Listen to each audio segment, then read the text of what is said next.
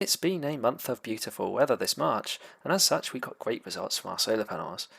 But has it been good enough to achieve zero energy bills for the month, and how does it compare to previous years? Welcome, I'm Renewable Energy Steve. Keep watching to get these answers and more. So here's what my system is made up of. On the south side, we have 12 Sunpower Maxeon 3 430 watt panels. They have SolarEdge Optimisers, and that is connected to a 5 kilowatt SolarEdge Inverter. On the east and west side, we have 10 REA Fusion 2 440 watt panels, 5 on the east and 5 on the west.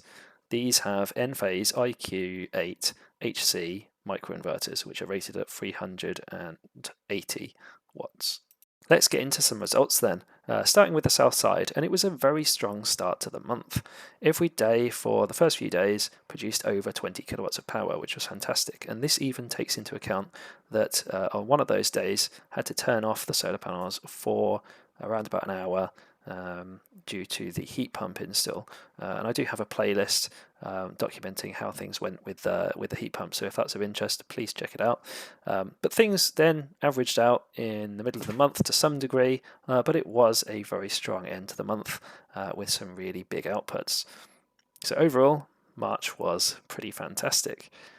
On to the east, and shading is nearly completely gone from the east side. It's just slightly down on one panel.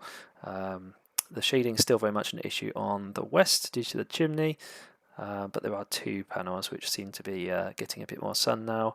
And overall, our output is over 3 times what they achieved in February, and there's much more potential as the days get longer and the sun gets higher. On to proportion, and nearly 30% of the generation comes from the east and west aspects versus the south. Expect that number to climb as we get into the sunnier months. The south side is not impacted at all by shading, and longer days will be less impactful as daylight hours increase beyond 12 hours. It will have much more effect on the east and west sides, so expect them to continuously grow month on month. On the south side, the highest generation was March the 18th, as shown on the left. It gave us 33.3 kilowatt hours, which compares favourably to the 27 kilowatt hours produced on the 27th of February, shown on the right. March the 18th was nearly a flawless day of sunshine with no dips from cloud whatsoever. The peaks were very marginally down on the February high, but it was very, very close, and we have seen higher peaks on other days.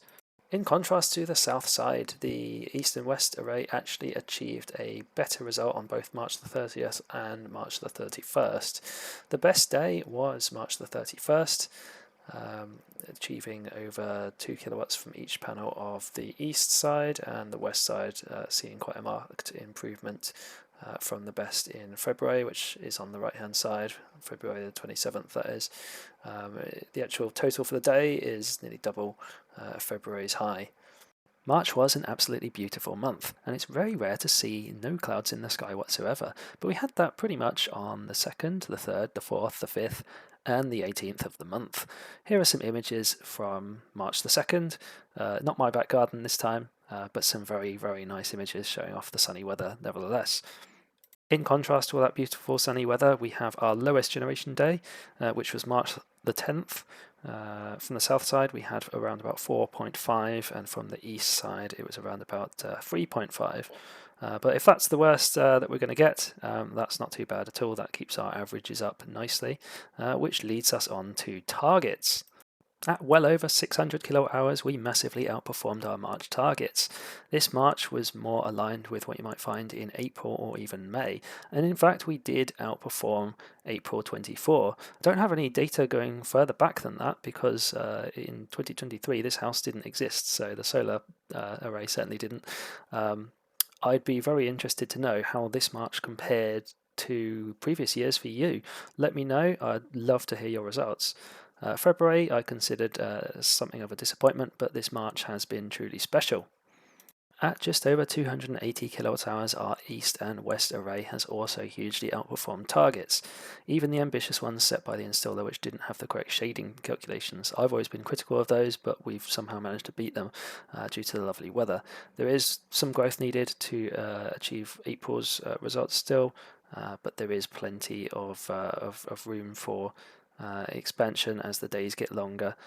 It's going to play into a east and west array really well. So overall this month very strong here too. This brings the combined generation to close to 900 kilowatt hours, which is astonishing for this time of year. Do you remember a better March than this one? Let me know if you've got any data.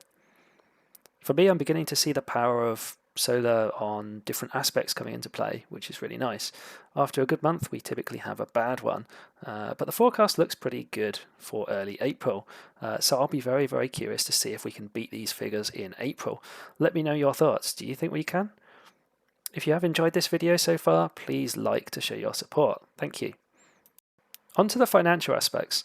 The addition of the heat pump means we've imported more than we had done on previous months. But even then, there's been very little to choose between import and export this month. It's been very close the whole way through. In terms of savings, we're looking at £160 to £170, and months like these really start to make sense. We've just had the spring equinox, and that means there's plenty of additional savings to look forward to. Let's answer that all-important question. Did we achieve energy bills of £0 or less? Short answer is yes, and by a fair margin. We export at 15 pence per unit thanks to the Octopus outgoing tariff, and that's worth over £100 this month alone. Import figures are similar in terms of usage, but at a much lower cost because we use less than 1% of the peak rate and the rest is off-peak. Standard charge is still sizable. Thankfully, it's actually going down in April, despite the fact that most of the prices are going up. So that's something to look forward to. Something I should mention is that the gas meter was actually removed on the 4th. Because we now have a heat pump, we no longer have need for gas whatsoever. If I was to factor that in here, we'd be looking at in the region of £5 to £6 for that, but no gas going forward, and that leaves us with a total bill of well over £20 profit for the month, which is really good. Like most of us, I do enjoy a good bit of sunshine, and with these sorts of savings, it gives me another reason to smile. It comes with a sizable environmental impact, and I'm very happy to be doing my bit. I hope you've enjoyed this video. If so, consider subscribing to my channel, Renewable Energy Steve. Have a great day, and I hope to see you soon.